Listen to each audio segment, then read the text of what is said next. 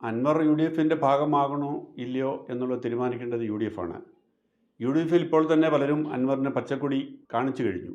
പക്ഷേ ഒരു കാര്യം ആലോചിക്കേണ്ടത്, അൻവർ ഡിക്റ്റേറ്റ് ചെയ്തപ്പോൾ അൻവർ താൻ പറഞ്ഞ സ്ഥാനാർത്ഥിയെ നിർത്തണമെന്നും താൻ പറയുന്നത് പോലെ ഇലക്ഷൻ നടത്തണമെന്നും താൻ ആവശ്യപ്പെടുന്ന പദവികൾ തനിക്ക് യു ഡി എഫ് നൽകണമെന്നും ഒക്കെ അവകാശവാദം ഉന്നയിച്ചപ്പോൾ അതിനെയൊക്കെ തൃണവൽ ഗണിച്ചുകൊണ്ട് സ്ഥാനാർത്ഥിയെ നിർത്താനും വിജയിപ്പിക്കാനും കഴിഞ്ഞവർക്ക് അൻവർ ഇല്ലാതെ ഇനിയും ആ വിജയം നിലമ്പൂരെങ്കിലും ആവർത്തിക്കാൻ കഴിയുമെന്നുള്ള യാഥാർത്ഥ്യം അവർ ഉൾക്കൊള്ളണം. അതിനു പകരം വീണ്ടും അൻവറിനെ നിർത്തിയാലേ അടുത്ത ഇലക്ഷൻ ജയിക്കാൻ കഴിയൂ എന്നുള്ള തെറ്റിദ്ധാരണയോടുകൂടിയാണ് മുന്നോട്ട് പോകുന്നതെങ്കിൽ അതിനും വില കൊടുക്കേണ്ടി വരും. രാഷ്ട്രീയത്തിൽ ഒന്നും സ്ഥായിയല്ല. രാഷ്ട്രീയത്തിൽ ശത്രുക്കളും മിത്രങ്ങളും മാറി മാറി വരും.